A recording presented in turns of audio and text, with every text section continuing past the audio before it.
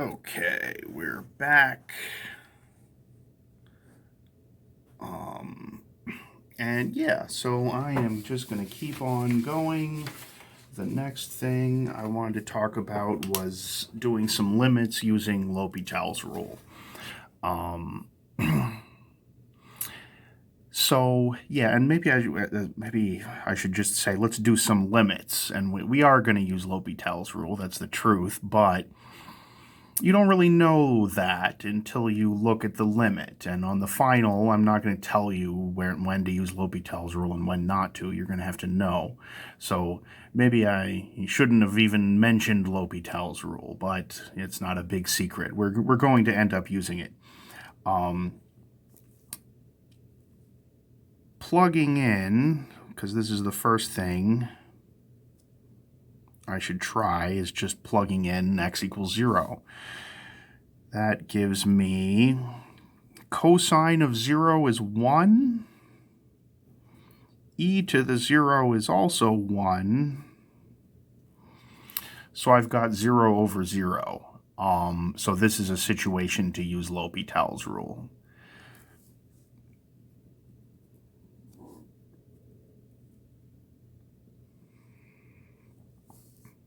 So I do the derivative of the top.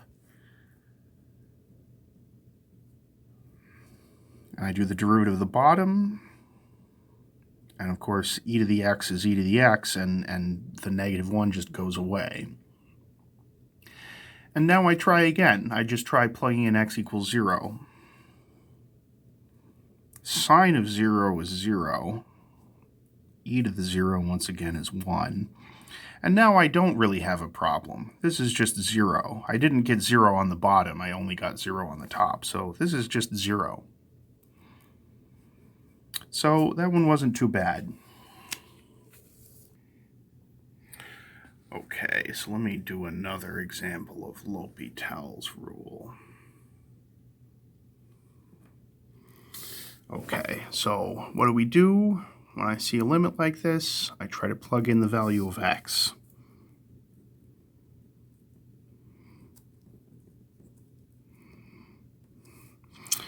Well, this is going to be 0, and actually that's going to be 0 too. Not that it really matters, but on the top, I'm definitely getting 0. And on the top, on the bottom, I'm going to get 1 minus 2 plus 1. So 0 over 0. So I try L'Hopital's rule. That's the limit as x goes to 1 of, okay, what do I have? On the top, I have a little product rule. So I'm going to do the derivative of this one is 1, and leave this one alone, plus, and then I'll do x minus 1 times the derivative of natural log x, which is 1 over x. And on the bottom, I've got 3x squared minus 4x plus 1. Okay, and now I should try it again. I should try plugging in x equals 1.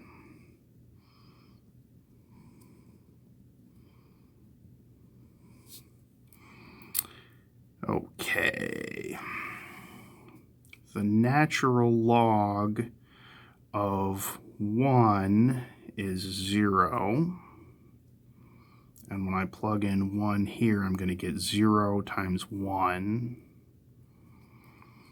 When I plug in 1 to the bottom, I'm going to get 3 minus 4 plus 1. So unfortunately, I just got 0 over 0 again. Okay, sometimes this happens. Sometimes you have to do L'Hopital's rule more than once. And so I'm looking at what I have. And I'm not that excited about doing L'Hopital's rule again, because what do I have here? I'm going to have to do the derivative of the top and the bottom, and the derivative of ln x is no problem. The derivative of this, I don't want to say it's a problem, but I guess I could put this on the top and then do the quotient rule or something. So I'm not too excited about doing the derivative of this part. And the derivative of the bottom would be fine. There's a couple of things I could do here. And actually,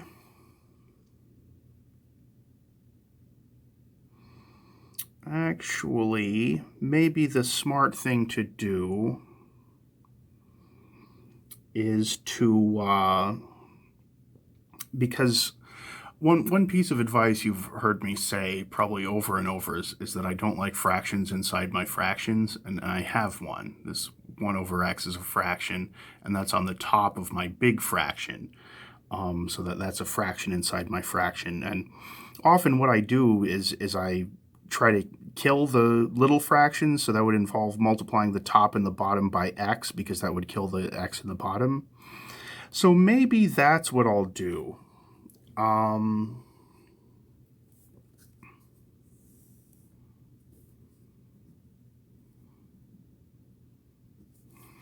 So this is like I'm deciding to multiply by x over x to get this down here.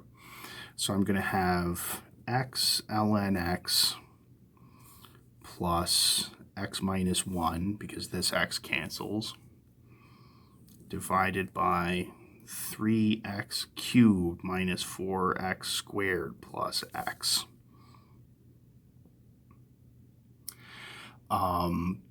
I could just try plugging in x equals 1 again, but I'm going to get 0 over 0. Let's actually check. I won't write anything down, but let's check.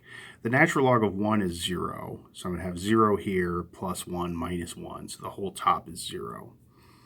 What happens on the bottom? 3 minus 4 plus 1 is also 0. So this is still a 0 over 0 form, so I have to use L'Hopital's rule.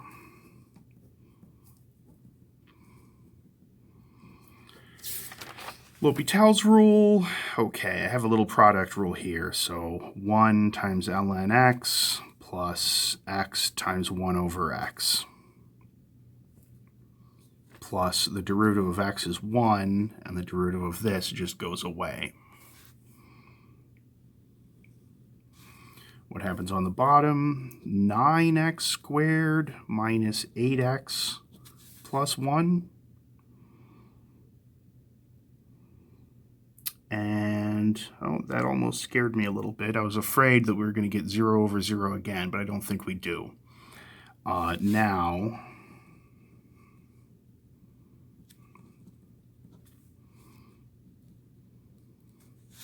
plugging x equals 1 gives me, okay, this is 0,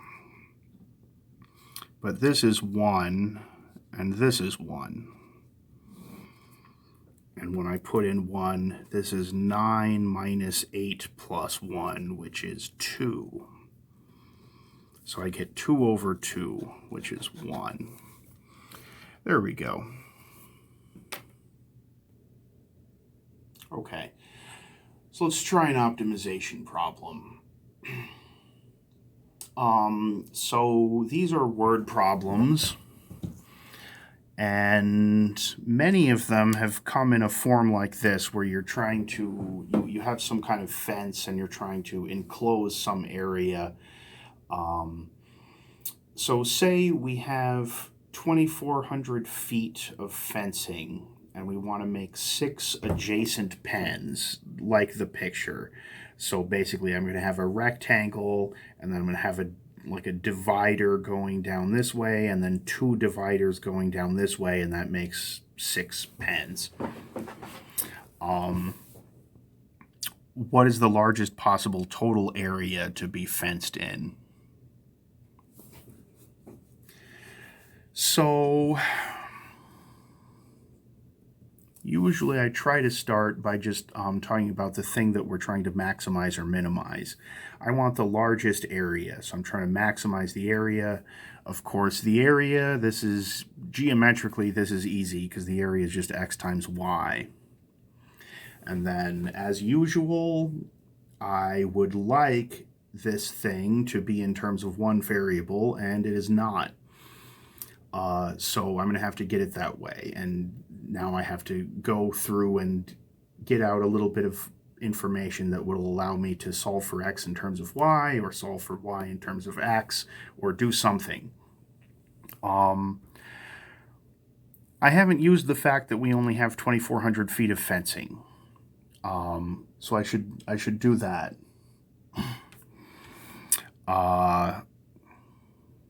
So yes, okay, sorry. So 2,400 equals, so I've got a length of x, 1, 2, 3, 4 of them. And I've got a length of y, 1, 2, 3. Okay, so I can solve for something here. Maybe I'll solve for y, I guess. So 2,400 minus 4x equals 3y. And then I'll divide by 3. So y is 800 minus 4/3 x. So a is x times that.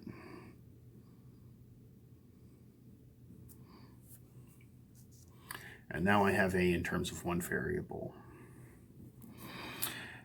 Okay, so now I'm going to do sort of optimization type stuff to this. I have to find the derivative and set it equal to 0 and see where it's undefined and make a little number line for that. I would rather multiply this through before taking the derivative. Now the derivative is going to be 800 minus 8/3 x,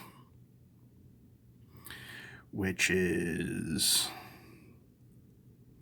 never undefined, and it's easy to tell where this is 0.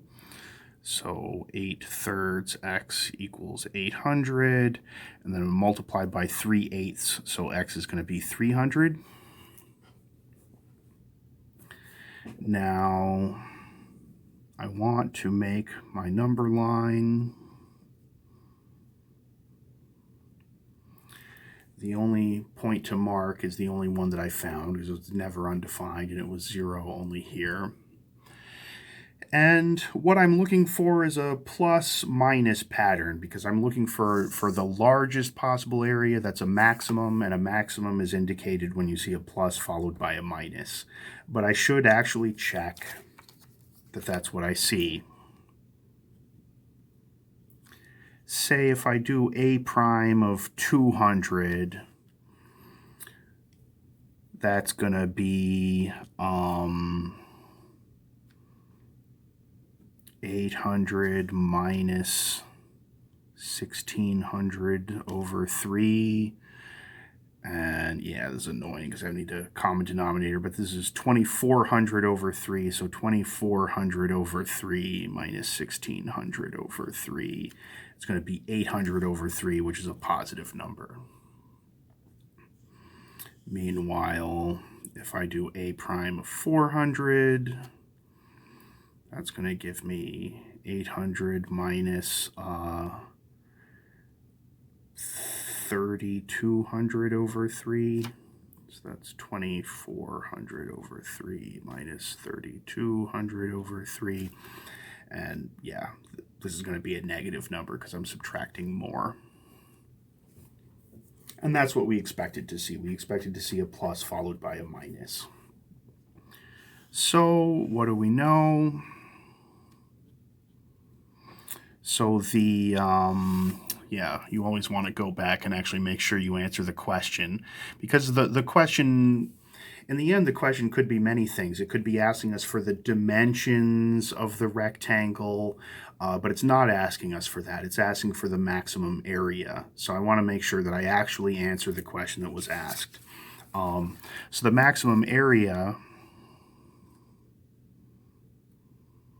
is It's whatever the area is when x is 300. And so I'll go to my formula where I had area completely in terms of x.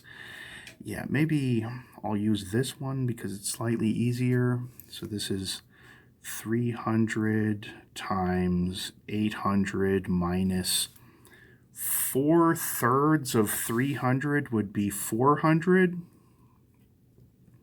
So this is 300 times 400, and that would be 12 with 1, 2, 3, 4 zeros. So 120,000, and things were in feet, and this is area, so this should be square feet. All right.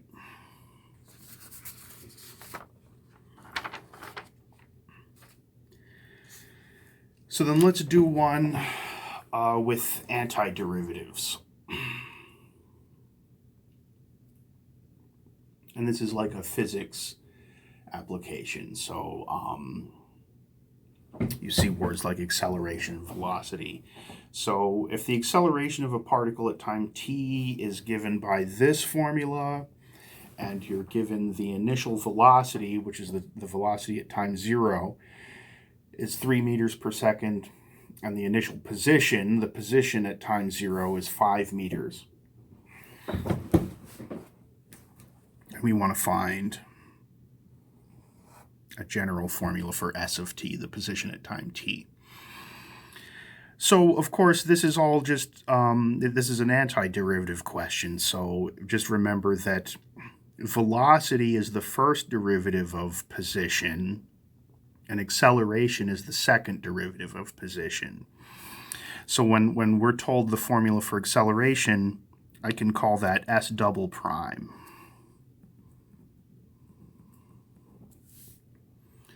And then I'm ready to start taking antiderivatives. So if I take one antiderivative, that'll give me S prime, because that undoes one of the derivatives. So this would be, what happens, how do we do this? You increase the power of t, and then you divide by that new power. So it's going to become a t squared, and then I'm going to divide by 2, so it becomes a 6t squared. And if we have just a constant, then that gets a t on it. That's how we do antiderivatives. And we would like the most general antiderivative, so I'm going to put plus c. And typically, you should check to see whether you have information to solve for c, which we do. We were given the initial velocity, and remember that velocity is the first derivative of s. So when we say v of 0, that's the same as s prime of 0. So s prime of 0, well, based on the formula that I just came up with, that would be 0 minus 0 plus c. And based on the information that I was given, that should be 3. So c is 3. Let me just write s prime now that I know that.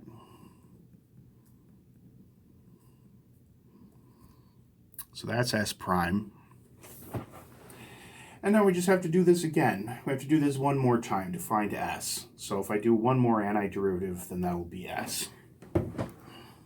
So s is, okay, you increase the power of t by 1, that's going to be t cubed, and you divide by that. So this is going to be 2t cubed. We do the same thing here. I'm going to increase the power of t by 1, that's going to be t squared, and I'm going to divide by the new power, so this is going to be t squared, and I'm dividing by 2, so I'm going to get 3t squared. And here I have just a plain constant, so that becomes 3t. Plus, I'm not going to use the letter c again because we already used the letter c. I'm going to use a different letter, but I have to put plus some constant. And again, we were given information to figure that constant out. We were told that s of 0 was this. So let me check that against the formula that I have. Based on the formula, s of 0 would be 0 minus 0 plus 0 plus d. And based on the information that I have, it should be 5. So there's D. D is 5. So finally, S of t is, I almost had it before, I just have to fill in D. So 2t cubed minus 3t squared plus 3t plus 5. And before I forget, let me put units on that. S of t should be in meters. The position should be in units of distance. Its derivative of velocity should be units of distance over units of time, and then acceleration should always be units of distance over units of time squared. But my final answer should just be units of distance, so meters.